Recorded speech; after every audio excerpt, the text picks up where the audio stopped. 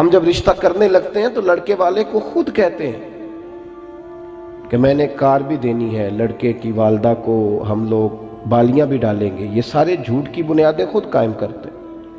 کسی کے گھر سے لا کے جب ہم صوفے سجاتے ہیں تو ہم جھوٹ بول رہے ہوتے ہیں۔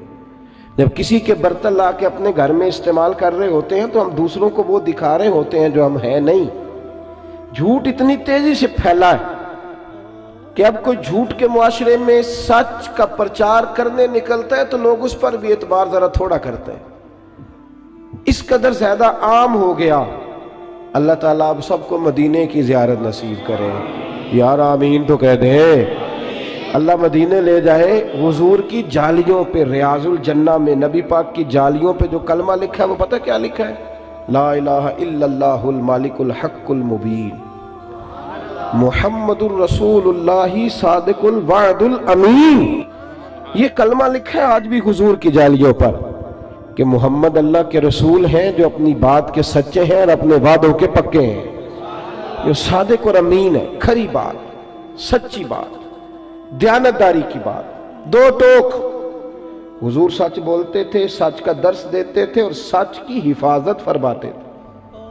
آخری جملے پہ غور کریں، سچ کی، بول کے بتائیے۔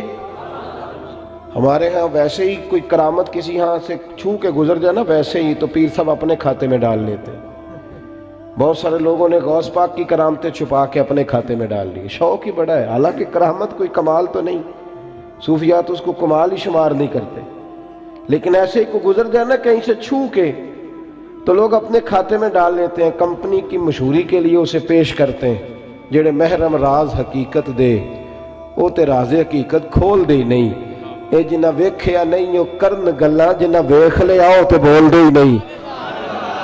حضور سچ کی حفاظت کرتے تھے، سچ کی۔ جو روایت آپ کو سنانے لگا ہوں، محدثین جب اس کو نقل کرتے ہیں تو واہ واہ کہہ کے نقل کرتے ہیں، واہ واہ کہہ۔ ایسے بھی ہوتا ہے۔ پھر میں آپ کے سنجیدہ ذہنوں پر دستک دیتا ہوں، میری بات پہ ملت کے جوان غور کریں۔ سچ کو محفوظ کرنا، صحیح مسلم میں روایت ہے، اللہ کے محبوب علیہ السلام کے سب سے چھوٹے صاحبزادے جناب ابراہیم علیہ السلام کا وصال ہو گیا۔ جس دن شہزادے کا وصال ہوا اسی دن سورج گرہن ہو گیا۔ حضرت انس بن مالک کہتے ہیں کہ وہ شہزادے جب حضور کے بچھڑے تو میں نے حضور کی آنکھوں میں خود آنسو دیکھے، اور میں نے عرض کی حضور آپ تو صبر کی تلقین کرتے ہیں، تو محبوب نے فرمایا دل پہ زخم لگا ہے تو آنکھوں میں آنسو آ گئے ہیں، ورنہ میرے دل اور زبان پہ وہی ہے جس میں میرا رب راضی ہے۔ اتنی تکلیف ہے حضور کو۔ آپ کو پتہ ہے باپ کا جنازہ پڑھنا آسان ہوتا ہے، بیٹے کا جنازہ اٹھانا بڑا مشکل کام ہے، کمر جھک جاتی ہے آدمی۔ شہزادے وصال کر گئے، وہ دن کتنا مشکل دن ہوگا جب محبوب کریم علیہ السلام نے اپنے شہزادے کو اپنے دست مبارک سے دفن کیا، سورج گرہن ہو گیا۔ جب اسی دن سورج گرہن ہوا تو کچھ لوگوں نے کہا کہ نبی پاک علیہ السلام کے شہزادے کا وصال ہو گیا، اس لیے آج سورج گرہن ہوا ہے، سورج بھی گویا سوگ منا رہا ہے۔ لوگوں نے کہہ دیا، اب بات بڑی میچ کرتی تھی کہ آج ہی ان کا وصال ہوا ہے اور آج ہی سورج گرہن ہوا ہے۔ میرے رسول سچ کی حفاظت کرنے والے نبی کریم نے صحابہ کو، دل ٹوٹا ہوا ہے، یہ ٹائم نہیں خطبے دینے کا، یہ وقت نہیں کوئی خاص جلسہ منعقد کرنے کا، پر حضور نے صحابہ سے فرمایا مسجد میں جمع ہو جاؤ۔ جب لوگ مسجد میں جمع ہوئے تو حضور منبر پہ بیٹھے اور بیٹھ کے فرمایا بھائی جب سورج کو گرہن ہوتا ہے نا تو وہ استغفار کا وقت ہوتا ہے، وہ نماز کا وقت ہوتا ہے، وہ توبہ کا وقت ہوتا ہے۔ اور محبوب فرمانے لگے یہ سورج گرہن کا کسی کے انتقال سے کوئی تعلق نہیں، کوئی تعلق نہیں، میرے بیٹے کے وصال سے اس کا کوئی تعلق نہیں۔ فرمایا سچ بولا کرو اور سچ کی بات ہی آگے پہنچایا کرو۔ حضور نے خود حفاظت فرمائی اس بات کی کہ کوئی آدمی کوئی ایسی، ہاں تو بھئی حد ہو گئی ہے، تو حد ہو گئی۔ وہ جب کچھ لوگ مرید کرانے کے لیے بعض لوگوں کو لاتے ہیں تو میں محسوس کرتا ہوں کہ بہت ساری جگہوں پہ لوگ بہت سارے مشائخ کی کرامات بیان کر کے لاتے ہیں، کہتے ہیں جی وہ میں گیا تھا تو بارے نیارے ہی ہو گئے، تو بھی چل۔ اب وہ بارے نیارے کے چکر میں ہوتا ہے، اس لیے پورے 8 دنوں کے بعد پھر اس کی عقیدت ساری ڈاواں ڈول ہو چکی ہوتی، پھر وہ کبھی ادھر نکلتا ہے کبھی ادھر نکلتا ہے۔ تو نے تو کہا تھا کہ تیری دکان پہ راشی ختم نہیں ہوگا، تو حال برا ہو گیا. تو کیوں ہم ان چیزوں کا سہارا لیتے ہیں جن میں اعتماد کمزور ہو؟ کھری بات، سچی بات، دو ٹوک بات. میرے رسول کریم علیہ الصلوۃ والسلام کے سامنے صحابہ کھڑے ہیں، جامع ترمذی میں موجود ہے. عرض کی یا رسول اللہ، مومن بزدل بھی ہوتا ہے؟ مومن بھی ہو بزدل بھی ہو؟ حضور مسکرا پڑے، فرمایا ہوتا ہے. عرض کی یا رسول اللہ، مومن کنجوس بھی ہوتا ہے؟ مومن بھی ہو کنجوس بھی ہو؟ تو حضور نے فرمایا ہوتا ہے. عرض کی یا رسول اللہ، مومن جھوٹا بھی ہوتا ہے؟ فرماتے حضور کی آنکھوں میں روشنی کا رنگ بدل گیا اور کریم محبوب فرمانے لگے مومن سارا کچھ ہو سکتا ہے پر میرا مومن جھوٹا نہیں ہو سکتا. مومن ہو اور جھوٹ بولے، مومن ہو اور غلط بات کرے، مومن ہو اور وہ خلاف واقعہ بول جائے. مومن کبھی جھوٹا، بولیے مومن جھوٹا، ادھر دیکھیں میری طرف، مومن جھوٹا یہ حضور نے فرمایا ہے. اور یہاں حال یہ ہے کہ صرف لوگوں کو، یاروں کو ہنسانے کے لیے لوگ جھوٹ بول رہے، جھوٹی کہانیاں بنا رہے، جھوٹی گپیں، جھوٹے واقعات، داستان سرائی. خدا را سچ بولیں، سچی بات کریں. عارف رومی فرمایا کرتے تھے جھوٹ بول کر جیتنے سے بہتر ہے تو سچ بول کے ہار جا. لوگوں کو تھوڑی دیر تکلیف ہوگی تیرے سچ کی، لیکن پھر تیرا رشتہ تو قائم رہے گا، تیرا اعتماد تو قائم رہے گا. اخلاق حسنہ کا پہلا جو سچ بولنا، کھری بات کرنا، دیانتدار رہنا. کبھی بھی کسی مقام پہ بھی کچھ بھی ہو جائے آپ صاف ستھری بات کریں، دو ٹوک بات کریں.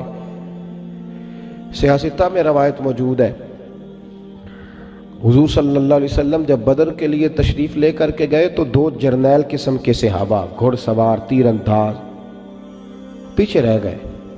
ان کو بعد میں پتا چلا کہ وہاں تو یہ تو گئے تھے نا ایک قافلے کے لیے، لیکن وہاں جنگ کا ماحول بن گیا. تو بعد میں خبر آئی کہ وہاں تو پوزیشن جنگ کی بن گئی. اب یہ دونوں صحابہ دوڑے حضور کے ساتھ جہاد کرنے کے لیے. جب یہ وہاں پہنچے تو پہلی ملاقات ابو جہل سے ہوئی. اس نے گھیر لیا، اس کے سپاہیوں نے سمجھ لیجیے گرفتار کر لیا. کہنے لگے کہاں جا رہے؟ تو انہوں نے کہا حضور کی زیارت کے لیے جا رہے ہیں. جنگی تدبیر بھی ہوتی ہے نا. آپ اگر اپنی تیاریاں کر رہے ہیں، فوج مشقیں کر رہی ہیں، تو ہم دشمن کو تھوڑا بتائیں گے کہ تمہارے لیے کر رہے ہیں. جنگی تدبیر ہے. کہا جی زیارت کے لیے جا رہے ہیں. ابو جہل کہنے لگا وعدہ کرو، میں تمہیں جانتا ہوں تم بڑے زبردست گھوڑ سوار ہو، وعدہ کرو حضور کے ساتھ شامل ہو کے ہمارے مقابلے میں تو نہیں نکلو گے؟ یہ دونوں کہنے لگے ہم وعدہ کرتے ہیں، ہم جنگ نہیں کریں گے، زیارت کریں گے. اب جب وہاں پہنچے نا حضور کی بارگاہ میں تو عرض کرنے لگے یا رسول اللہ صلی اللہ علیہ وسلم، ایک شخص کی یہاں ضرورت ہے، وہ 1000 ہے، ہم 313 ہیں، اور ہیں بھی وہ سارے اسلحے سے لیس ہمارے پاس، عددی اکثریت بھی کم ہے، اسلحہ بھی تھوڑا ہے.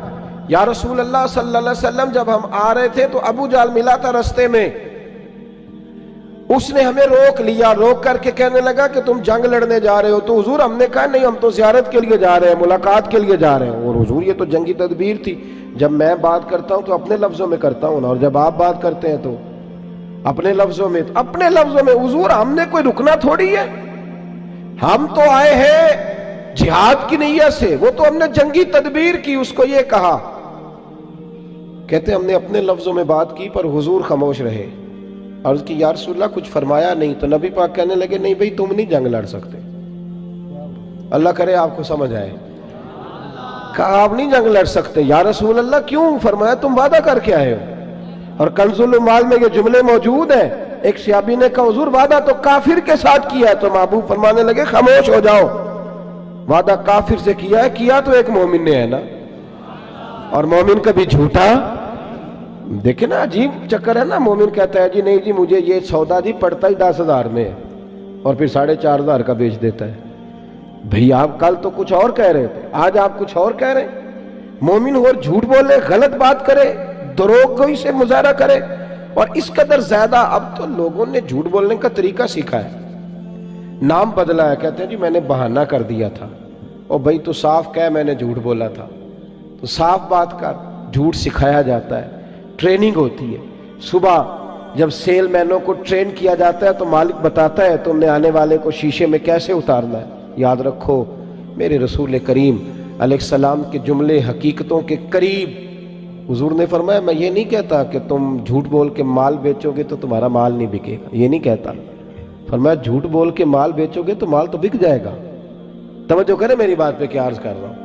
حضور فرمانے لگے جھوٹ بول کے بیچو گے بک جائے گا مال، مال بکے گا پر اس میں برکت نہیں رہے گی. اس میں برکت بھائی اب تو یہ حال ہو گیا ہے کہ لوگ کہتے ہیں جھوٹ کے بغیر کام ہی نہیں چلتا. استغفر اللہ معاذ اللہ، اس قدر دور چلا گیا مسلمان کہ جھوٹ کے بغیر تو چلتا ہی نہیں جی، گزارا ہی نہیں ہو سکتا.